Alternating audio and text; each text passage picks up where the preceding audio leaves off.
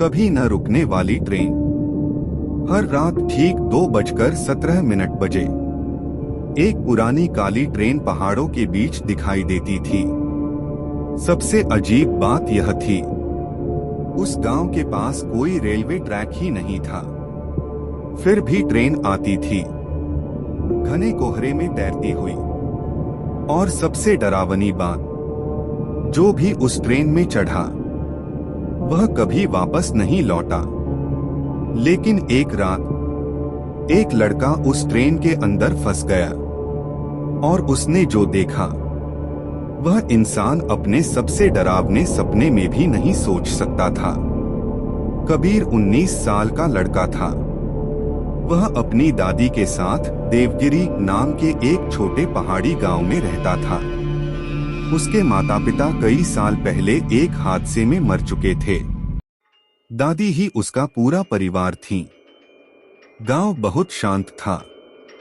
दिन में बच्चों की हंसी सुनाई देती थी, रात में जंगल की ठंडी हवा बहती थी। लेकिन उस गांव में एक अजीब नियम था। रात 2 बजे के बाद कोई भी घर से बाहर नहीं निकलता था।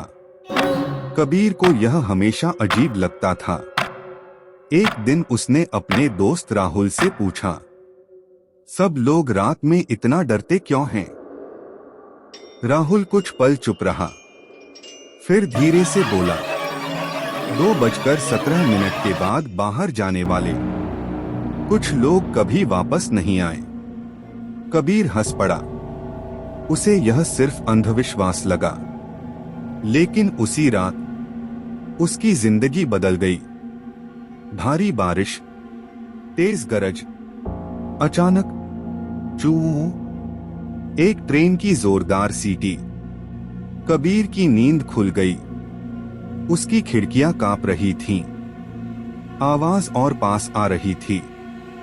वह तुरंत बाहर भागा और फिर घने कोहरे के बीच एक काली ट्रेन गांव के पीछे घाटी के ऊपर तैरती हुई आगे बढ़ रही थी। उसके नीचे कोई ट्रैक नहीं था, फिर भी वह चल रही थी। हर खिड़की के अंदर हल्की पीली रोशनी जल रही थी और अंदर बैठे लोग पूरी तरह शांत थे। कोई हिल नहीं रहा था, कोई पलक नहीं झपका रहा था। वे इंसानों जैसे नहीं लग रहे थे।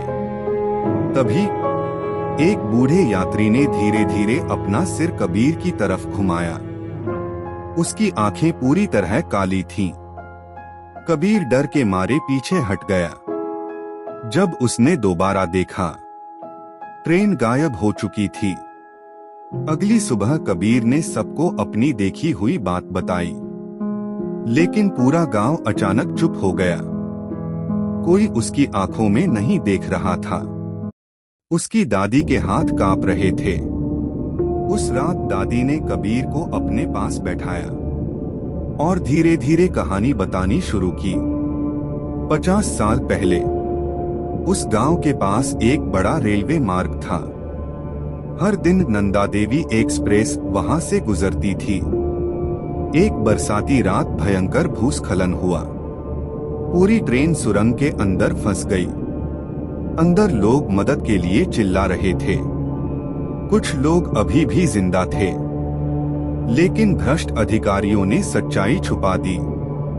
उन्होंने पूरी सुरंग को बंद कर दिया, जिंदा लोगों को अंदर ही छोड़ दिया। वे धीरे धीरे अंधेरे में मर गए। लेकिन उसके बाद अजीब घटनाएं शुरू हो गईं। बरसात की रातों में ठीक 2:17 बजे वही ट्रेन फिर दिखाई देने लगी। जो भी उसमें गया वह कभी लौटकर नहीं आया। दादी ने कबीर का हाथ कसकर पकड़ा, कभी उस ट्रेन में मत चढ़ना। लेकिन कबीर को डर से ज्यादा जिज्ञासा थी। अगली रात वह घाटी के पास इंतजार करने लगा। रात के 2:17 फिर वही सीटी की आवाज। कोहरा धीरे धीरे हटने लगा। काली ट्रेन फिर दिखाई दी। इस बार कबीर उसके और करीब गया। वह खिड़कियों को ध्यान से देख रहा था। तभी खिड़की नंबर 13 में एक लड़की उसे घूर रही थी। उसकी आंखों में डर था। धीरे धीरे उसने धुंधली कांच पर उंगली से लिखा, मुझे बचाओ। कबीर का दिल जोर से धड़कने लगा। वह लड़की 10 साल पहले गायब हुई मीरा थी। गांव वालों को लगा था कि वह भाग गई, लेकिन अब वह ट्रेन के अंदर फंसी हुई थी। अचानक ट्रेन की सारी लाइटें बंद हो गईं। जब फिर से रोशनी आई, सभी यात्री एक साथ कबीर की तरफ देख रहे थे। उनकी आंखें पूरी तरह काली थीं। ट्रेन धीरे धीरे उसकी तरफ बढ़ने लगी। कबीर डरकर भाग गया। अगले दिन कबीर जंगल में पुराने रेलवे ट्रैक ढूंढने गया। झाड़ियों के पीछे उसे बंद पड़ी सुरंग मिली। अंदर धूल भरी पटरियां थीं और पुराने अखबार। एक अखबार में लिखा था, राहत अभियान बंद। सभी यात्रियों को मृत घोषित किया गया। लेकिन एक गुप्त दस्तावेज और भी डरावना था। कुछ लोग अभी भी जिंदा थे, लेकिन सुरंग बंद करने का आदेश दिया गया। कबीर के शरीर में सिहरन दौड़ गई। उन्होंने जिंदा लोगों को अंदर ही छोड़ दिया था। उनकी आत्माएं अब भी बाहर आने का इंतजार कर रही थीं। तभी सुरंग के अंदर कदमों की आवाज गूंजने लगी। कबीर ने पीछे मुड़कर देखा। अंधेरे में कई परछाइयां खड़ी थीं। धीरे धीरे वे उसकी तरफ बढ़न। उस रात कबीर फिर घाटी में गया। इस बार ट्रेन रुक गई। उसके दरवाजे धीरे धीरे खुले। ठंडी धुंध बाहर आने लगी। अंदर पूरी खामोशी थी। कबीर हिम्मत करके अंदर चला गया। दरवाजे तुरंत बंद हो गए। ट्रेन चलने लगी। अचानक सभी यात्री एक साथ उसकी तरफ मुड़े। उनके चेहरे बदलने लगे। जली हुई त्वचा, खाली आंखें, खून के निशान। मीरा धीरे धीरे उसके पास आई और बोली, हम मरे नहीं थे, हमें यहाँ छोड़ दिया गया था। अचानक ट्रेन तेजी से अंधेरे में दौड़ने लगी। खिड़कियों के बाहर सिर्फ अंतहीन काला अंधेरा था।